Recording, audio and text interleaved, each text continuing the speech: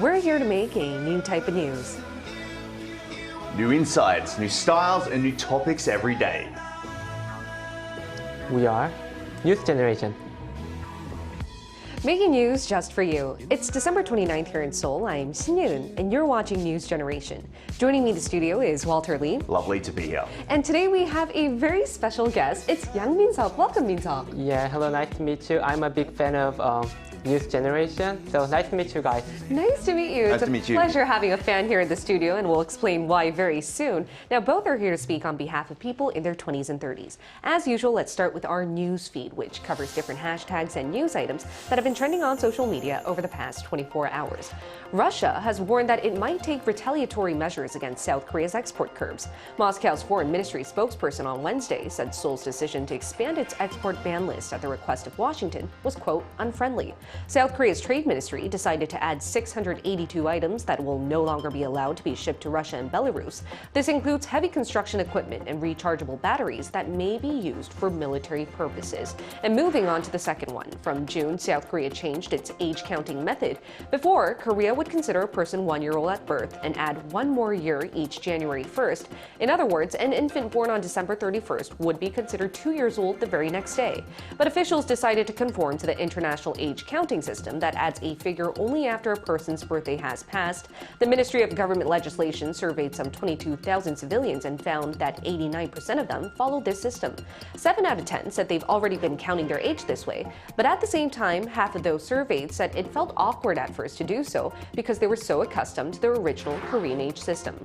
And the Israeli embassy in South Korea has stirred quite the controversy. The embassy on Tuesday uploaded a video on its social media channels featuring an imaginary attack on Seoul by masked assailants that resembled Hamas.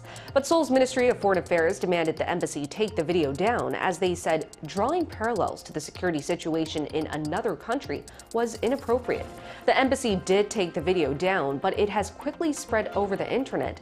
And the clip starts off with a South Korean woman watching her daughter sing carols at a school talent show. Then suddenly, her phone rings with an air raid warning. You can hear and see sounds of gunfire and explosions throughout Seoul City. And the woman is then abducted by an armed assailant and forcibly separated from her daughter. And the footage is accompanied by details of Hamas's attack on southern Israel on October 7th, with subtitles reading, "Imagine if it happened to you. What would you do?" And the embassy explained that they reconstructed the horrific terrorist incident that took place in Israel to better help South Koreans that are geographically far away from where the war is to really understand and empathize with the current situation there. But since then, a lot of people who saw this video were enraged. Some were actually critical towards the embassy. And here in the studio with you, Min-seok, what did you think? I have watched that video.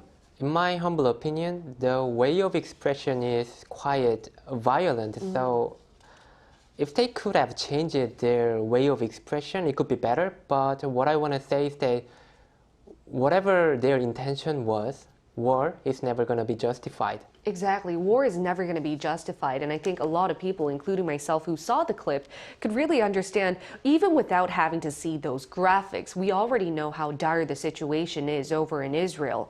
Now, here in the studio, Walter, what did you think about the way that the embassy uploaded this video and took them down? I think shock advertising is not a new concept, obviously. It's to get attention. However, we don't need to... Obviously, we feel bad for what's happening overseas. However, we are still in a war, technically, aren't we? Yes. And this is something that could happen to us. So we don't need the comparison of what could happen in our country, because it's something that could seriously happen in our country, and sometimes, you know, we do think that, and we're not unaware of the circumstances of war. So I do think it was unnecessary. I do think there were better ways to possibly get the message across. And to better make the Korean public, I guess, understand how severe of a situation is. And I think the general public is very well aware about that already. We're seeing news headlines every day on the situation, and our empathy and heart already goes out there. And that was our news feed for this Friday. We're now going to switch gears to our main discussion discussion topic of the day. Today is the last broadcast of News Generation for the year. Launched on January 9th, we've covered a wide range of issues concerning our generation. In more than 230 episodes, we've talked about low birth rates, environmental issues, gender conflicts, politics, culture, and entertainment, you name it. And we've now are already at the last News Gen episode of 2023. And in light of that, we're going to recap the discussion topics we've actually covered throughout the year. And what better way to do that than actually including a fan and viewer of News Generation. Yeah. So it means, like you mentioned in the very beginning, that you're a fan of News Gen and Arirang TV. Tell us, when did you first start watching our program? Yeah, do you remember Newsmaker program in Arirang TV? I do. Yes, I also fan of that program. I see. But yeah, since that program is ended, I was looking for not that heavy current affair shows. But finally, I found out this program. So ever since I found out this, I have watched all of the episodes from the first. So you're an OG. You've been watching Arirang TV from Newsmakers, and Yeah. that, I believe, launched last year. And we've seen a lot of different light topics being covered here, but on News Generation, we've also covered a wide array of issues. So Min-seok's a great fan. And Walter, it's really symbolic given that you are the first panelist to be appearing on News Generation from January 9th to here. And because of that, my first question to you, both of you guys, would then be, what was the most memorable episode on News Generation throughout the year? Yeah, like you said, I had the great pleasure of being on the very first episode and obviously the very last of the year, but not the last at the moment, which hopefully we have many more years to come. But it's a difficult question for me because I've been in probably over 50 episodes, but the one I actually would pick was an episode that I wasn't even on, and that was the one on the Disabled Persons Day, where you had a very lovely young blind lady who was discussing the struggles of the situation in here in Seoul and the struggles that disabled people are going through. And even though that she was going through all these struggles, she manages to keep a positive outlook on life. Right. And though, she's not going through the best of times, she was able to express the way she felt, but at the same time, like I said, being very positive. My other answer is just basically any time I got to laugh with you, which was all the time, before and after the show and during the show. So yes, all those shows that I was on, I enjoyed. I know. You guys saw a little snippet of all the different episodes we've had once I've been introducing today's topic. But Walter, you've really added a lot of laughter to our show. I hope so. And not when we covered hard news, of course, but whenever we covered like cultural and societal trends. I think Walter definitely added the humor aspect to our show. That's why you hired me. Exactly. Now, as a fan, Min-seok, what was your favorite episode? I think the most memorable episode was that our anchor Yeon's slick back challenge. Oh. Because I'm a big fan of current affairs shows, but I've never seen that someone tries to have a slick back challenge in the show. So it was shocking and funny at the same time. Okay, and I love it. I don't know why you decided to use the word shocking, but for our viewers who haven't seen me try the slick back challenge, take a look at the screen. This was an episode where we dedicated our time in explaining how the slick back challenge really resonated with the new generation. And there's me trying it out. Actually, Walter filmed this for me, and Jihi, one of our panelists there, also helped out as well. It was very difficult at first because what I was trying to illustrate was that this is trending, but it seems very easy to do at first. But as you can see, it's not that easy, guys. Like, I really practiced. But okay. You really did practice, actually, really a lot. did practice. That was not the first take. Sadly, that was not the first thing. But don't you think I nailed it towards the end? I really hopped around as if it was no You gravity. hopped around. If it was called the hop around challenge, that would have been fine, but it was called the slick back challenge.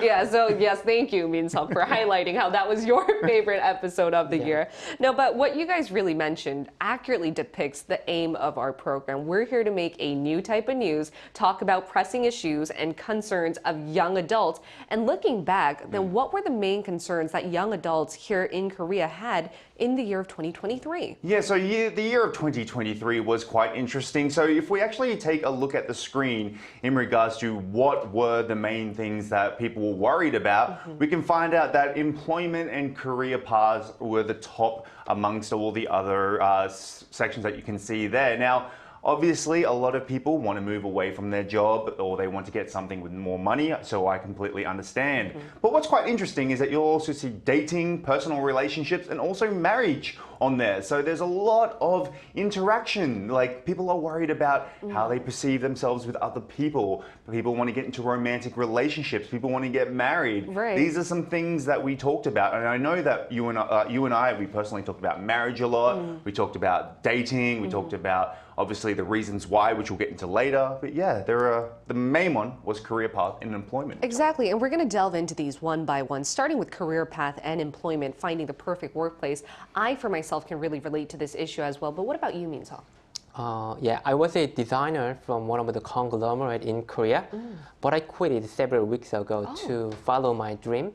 So I think the quiet quitting is one of the keywords for this year. One of my colleagues realized that if we work in the company for a long time, we cannot be rich.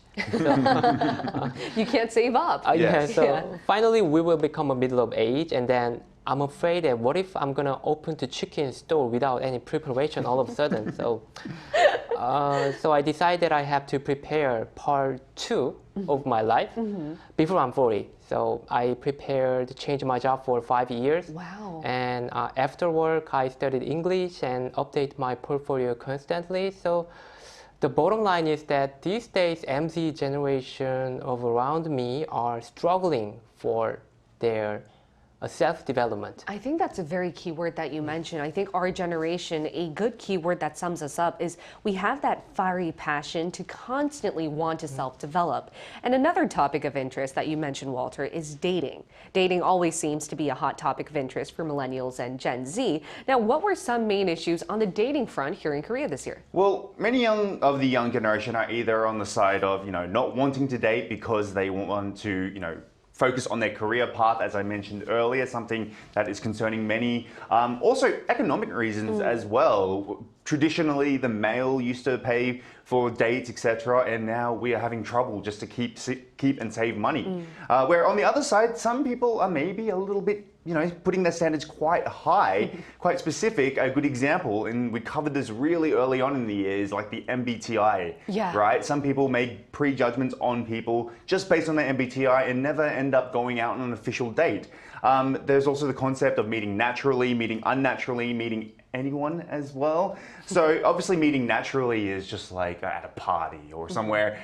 Meeting unnaturally would be, I guess, what we call soul-getting or blind dates. I don't know if that's unnatural or natural. That's kind of interesting. I know. Yeah, so anyway, some people want to meet them naturally, some people want to meet them unnaturally. There are many different factors.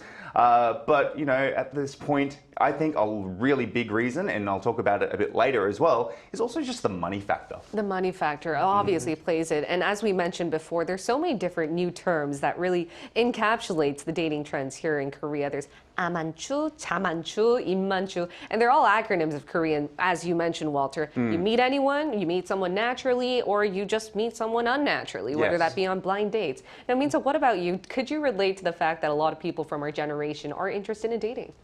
Yeah, I'm enjoying to watch 나는 Solo. It's I Am Solo in English, which is dating program. I think the most of panel's ages are middle of 30 or more. And when they are talking about their ideal type, they are having their own standards about personality and financial status and appearance. But I think those standards are quite high.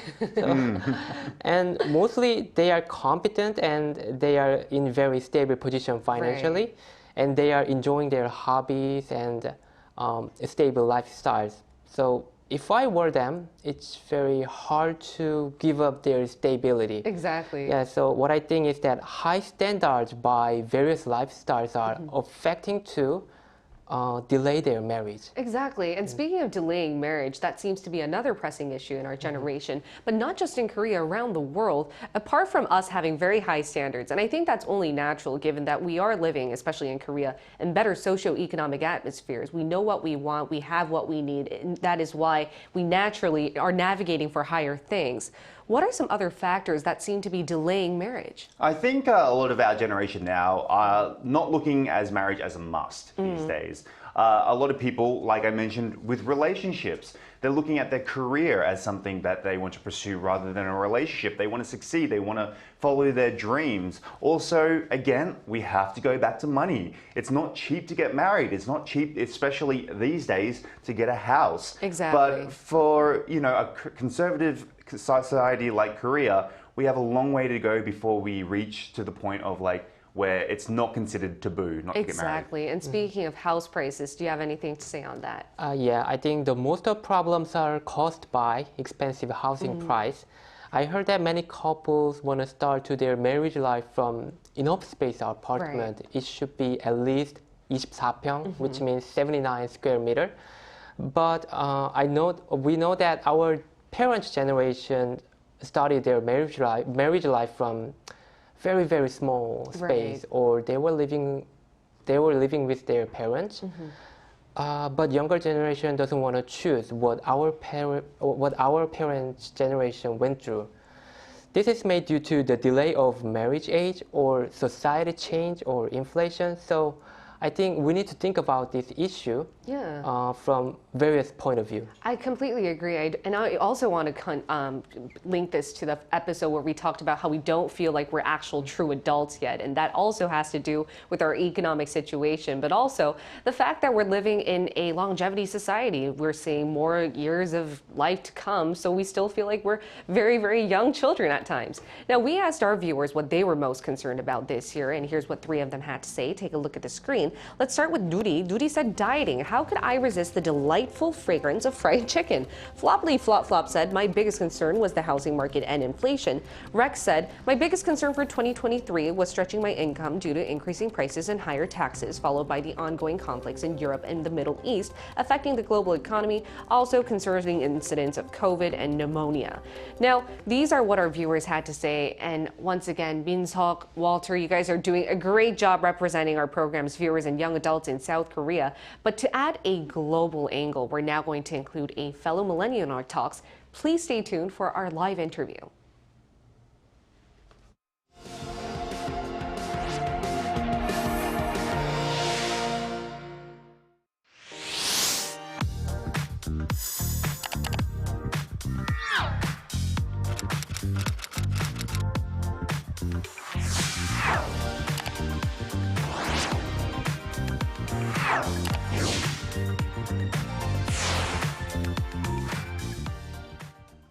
We're going to connect live to a NewsGen fan. It's Jade Zina Humawas living in the Philippines. She's actually been on our show a few times before to provide her own insight as a millennial, and she also regularly watches our program just like Minseok here. Welcome, Jade. Hello, everyone. It was nice to be here again.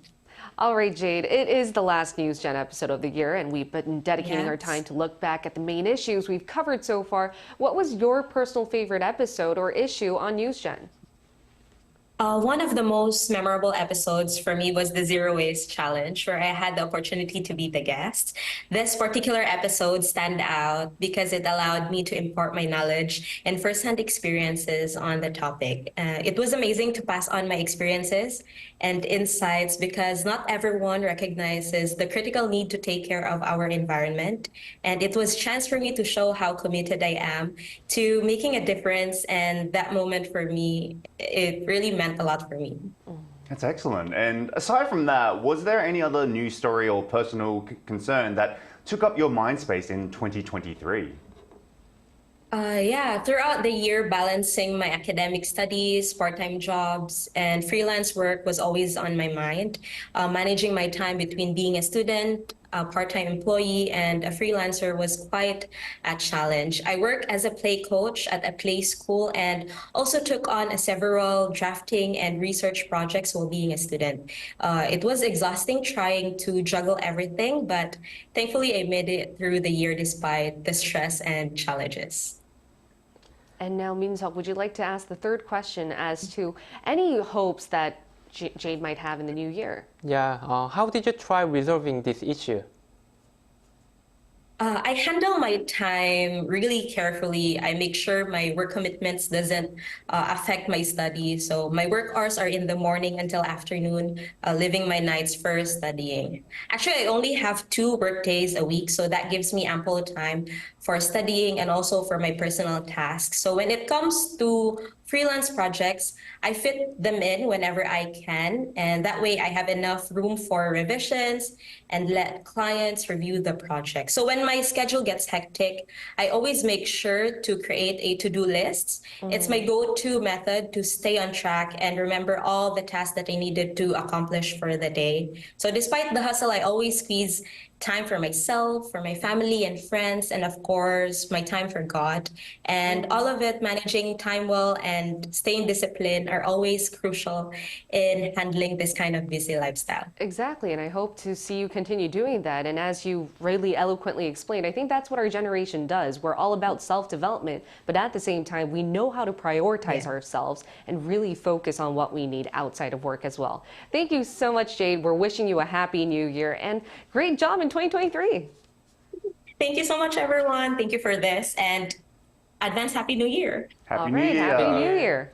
Now, looking forward, I would like to ask you guys the last question. What are some issues or topics you would like to cover in the new year? Well, as you said, I'm the joker of the team, and I, usually do better with the lighthearted stuff. So I'd like to see a lot more fun, lighthearted topics. Maybe something where we can challenge you again to do something silly. But also, I'm a big crime fan. I've been on the crime episodes a lot. I'd love to see that. But anything with you, Yan, I could do. I could come in here every day because I love being on this panel. Looking forward to more hundreds of episodes with you, Hundreds. Walter. Now, what about you, Min-seok? Is it possible to do open studio one day? I think. That's a good idea. Yeah, if you can do it, I would love it as a fan. And you would come again, right? Yeah, I hope. Come Okay, again. I really hope you can come again. And I would just like to say, throughout the year, we've covered a wide array of societal issues, whether it's from politics, all the way from environmental issues. And I'd just like to thank everyone for joining us every day from 9:30 to 10 a.m. Korea time. In the new year, we will bring you even more topics young people are talking about. And special thanks to Walter Lee. Lovely to always be here. All right, and Yang Min-seok. Yeah, thank you for having me. Thank you, and continue watching, please. All right. And thank you, everyone, for watching. Have a happy new year. We are News Generation.